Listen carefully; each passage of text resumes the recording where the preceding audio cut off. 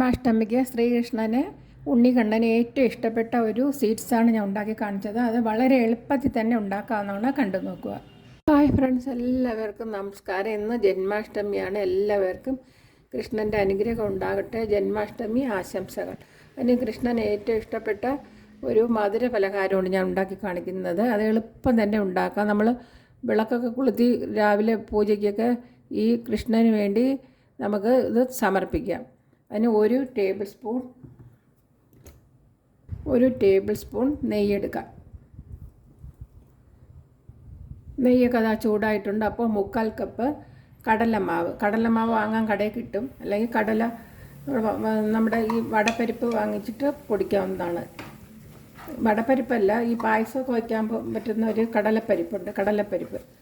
വടപ്പരിപ്പിട്ടല്ലേ കടലപ്പരിപ്പ്. പായസം വയ്ക്കാൻ കടലപ്പായസം വയ്ക്കാൻ വേണ്ടി ഉപയോഗിക്കുന്ന കടലപ്പരിപ്പ് വാങ്ങിച്ചിട്ട് വറുത്ത് പൊടിച്ചെടുക്കാവുന്നതാണ്. ഇത് ഞാൻ കടലമാവാണ് എടുത്തത്. ഇത് ലോ ഫ്ലെയിമിൽ വെച്ചൊന്ന് നല്ല ഒരു 3 മിനിറ്റ് ഒന്ന് ഇതിൻ്റെ പച്ച മണം മാറുന്നതിന് വേണ്ടി ഒന്ന് വറുത്തെടുക്കാം. 3 മിനിറ്റ് ആയിട്ടുണ്ട്. മീഡിയം ഫ്ലെയിമിൽ ഉടനെ തന്നെ ഫ്ലെയിം ഞാൻ ഓഫ് ചെയ്തു. അപ്പോൾ എന്നിട്ട് നമുക്ക് പാല് 3/4 കപ്പ്, അതേ അളവിൽ തന്നെ 3/4 കപ്പ് പാലെടുക്കാം.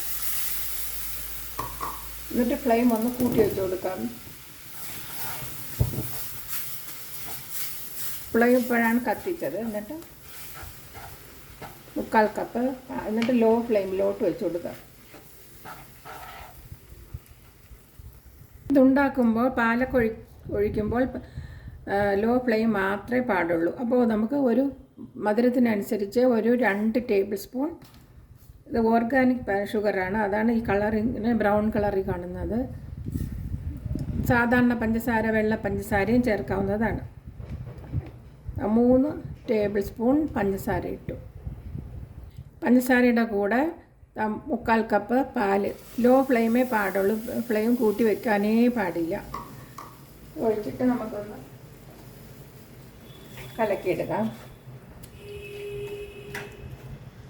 ഇനി നമുക്ക് 1 ടേബിൾ സ്പൂൺ നെയ്യും കൂടി ഒഴിച്ചു കൊടുക്കാം. നെയ്യ് ഒഴിച്ചാലേ നല്ല ടേസ്റ്റ് ഉണ്ടാകുള്ളൂ. കൊച്ചു കുഞ്ഞുങ്ങൾക്കൊക്കെ ഇത് കൊടുക്കുന്നത് വളരെ ആരോഗ്യത്തിന് നല്ലതാണ്. നെയ്യ് ഒഴിക്കുന്നത് മധുരം അവർക്ക് ഇഷ്ടപ്പെടുകയും ചെയ്യും. ഇത് ഫ്ലെയിം ഓഫ് ചെയ്ത് വെച്ചിട്ടാണ് ചെയ്യുന്നത്. കട്ട കെട്ടുകയാണെങ്കിൽ ചെറിയ സ്പൂൺ കൊണ്ട് ഇങ്ങനെ തട്ടിയിട്ട് ഓഫ് ചെയ്തതിന് ശേഷം ഇങ്ങനെ അടിച്ച ഓഫ് ചെയ്ത് വെച്ചതിന് ശേഷം കട്ട എല്ലാം പൊടിച്ചെടുക്കാവുന്നതാണ്. ഇനി ഇതെല്ലാം കൂടി ഒന്ന് നമുക്ക് ലോ ഫ്ലെയിമിൽ തന്നെ വെച്ച്, ഫ്ലെയിം കൂട്ടിക്കഴിയരുത്. കൂട്ടിയാൽ പിന്നെ ഇത് കട്ട കെട്ടാനുള്ള ഇതുണ്ട്. അതുപോലെ വേഗത്തില്ല. നല്ല പരുവത്തിന് കിട്ടാൻ നമുക്ക് ലോ ഫ്ലെയിമിൽ തന്നെ വയ്ക്കാം. ഇളക്കിക്കൊണ്ടിരിക്കുക. അങ്ങനെ ഇളക്കിക്കൊണ്ടിരിക്കാം. നല്ല നെയ്യുടെ മണമൊക്കെ ഉണ്ട്. അതിനോടൊപ്പം നമുക്ക് ഏലക്കായ കൂടി ഇട്ട് കൊടുക്കാം. 2 ഏലക്ക പൊടിച്ചത്, ഏലക്ക എടുത്ത് പൊടിച്ചത് 2 എണ്ണം ഇട്ട് കൊടുക്കാം. എന്നിട്ട് നമുക്കൊന്ന് ഇളക്കി കൊടുക്കാം. അപ്പം ഞാൻ ഫ്ലെയിം ഇടയ്ക്കിടയ്ക്ക് ഓഫ് ചെയ്ത് വെച്ചിരുന്നു. കൂടെ നിന്ന് ഇളക്കിക്കൊണ്ടിരിക്കുക.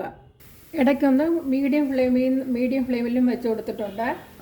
മീഡിയം ഫ്ലെയിമിൽ കൂടെ വെച്ചപ്പോഴത്തേക്ക് കട്ടയെല്ലാം പൊടിഞ്ഞ് ശരിയായിട്ടുണ്ട്. ഇപ്പം കയ്യിലാണെങ്കിൽ ഒട്ടത്തില്ല. കണ്ടോ, കയ്യിലൊട്ടാൻ പരുവത്തിലായിരിക്കുകയാണ്. ഇപ്പം ലോ ഫ്ലെയിമിലോട്ട് വെച്ചു. മീഡിയം ഫ്ലെയിമിൽ വെച്ച് ഇതുപോലെ നല്ലവണ്ണം ഇതുപോലെ ഇളക്കിക്കൊണ്ടിരിക്കുക. അപ്പോൾ നമ്മൾ ഉണ്ണിക്കണ്ണന് ലഡ്ഡുവാണ് വളരെയധികം പ്രിയം. അപ്പോൾ ഇത് എളുപ്പത്തിൽ ഉണ്ടാക്കാവുന്ന ഒരു ലഡ്ഡുവാണ്. ഇതുപോലെ എണ്ണയിലൊന്നും കടലമാവ് മുരിച്ചെടുക്കാതെ തന്നെ പെട്ടെന്ന് നമുക്ക് ഒരു ലഡ്ഡു ഉണ്ടാക്കി കണ്ണന് നമ്മുടെ കൈ കൊണ്ട് തന്നെ ഉണ്ടാക്കുന്ന നല്ല ടേസ്റ്റായിരിക്കും.